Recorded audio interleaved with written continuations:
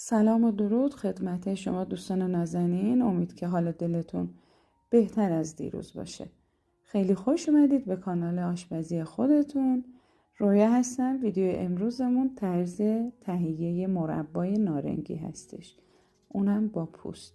1 کیلو نارنگی میخوایم تمیز بشوریم که پوستشو لازم داریم. به 1 لیوان آب نارنگی احتیاج داریم.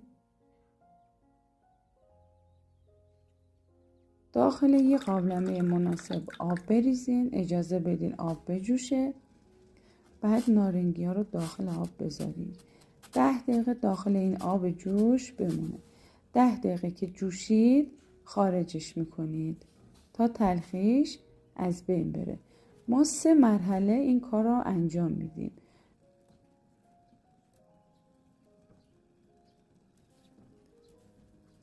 ده دقیقه بعد خارجش میکنیم. این زردی رو نگاه کنید، این تلخی نارنگی ها هستش. آب رو تعویض کنید، مجدد نارنگی ها رو بریزین داخل آب جوش و زمان بدین این 10 دقیقه دومم تموم بشه. تو 3 مرحله گفتم انجامش میدین.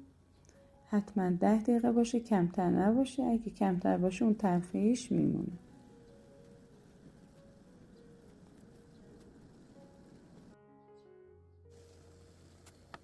این هم مرحله سومش.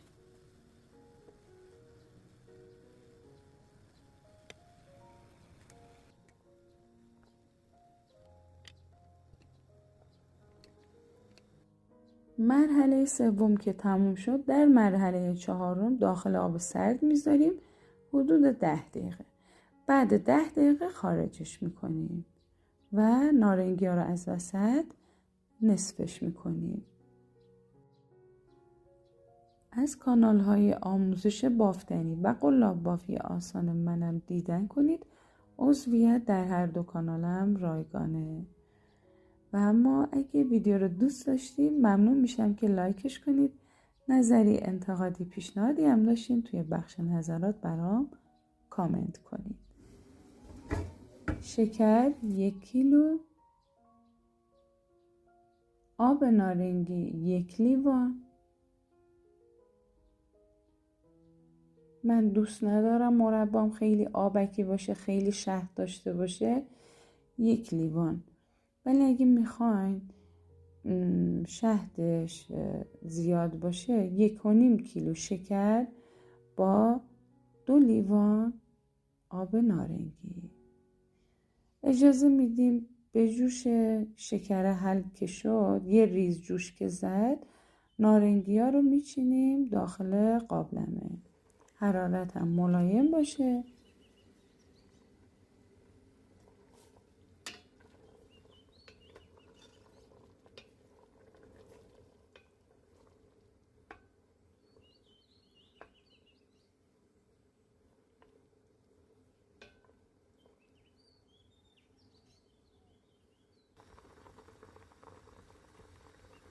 کف روی مربا رو بگیریم. عطر و طعم این مربا با پوستش عالیه، خیلی خوشمزه هستش. حتما امتحان کنید. ببین چقدر خوبم آب انداخت با این مقدار شکری هم که گفتم. ذره تلخ نشد، فوق العاده عالی و خوشمزه شد. حتما امتحان کنید. اگه دوست داشتید برگردید نظراتتون رو حتما توی بخش کامنت ها برام بگید. کره 1 قاشق مربا خوری. کره رو فقط به خاطر این اضافه میکنم که براق بشه مربا. زمان پخت مربا نمیدونم اول ویدیو گفتم یا نه، بعد از تلخگیری نیم ساعته، بیشتر نباشه که پوستش سفت میشه. غلظت مربا رو تست میکنیم. 1 قاشق داخل 1 کاسه سرد میریزیم. یه تکون میدیم پیاله رو. اگه زیاد روون نبود مربامون آماده هستش. یه آخرای پخته مربا هستش. در 2 دقیقه پایانی پخت مربای نارنگی بهش نوک قاشق مرباخوری جوهر لیمو اضافه میکنیم. جایگزینش 1 قاشق غذاخوری آب لیموی تازه هستش. بعد از اون زیر گاز خاموش میکنیم. یه پارچه تمیز میکشیم روی مربا، صبر میکنیم که خنک بشه. بعد از خنک شدن داخل شیشه های تمیز میریزیم و در یخچال نگهداری میکنیم. اینم از ویدیوی امروزمون. سپاسگزارم از همراهی ارزشمندتون. تا ویدیوهای بعدی، خدا نگهدارتون.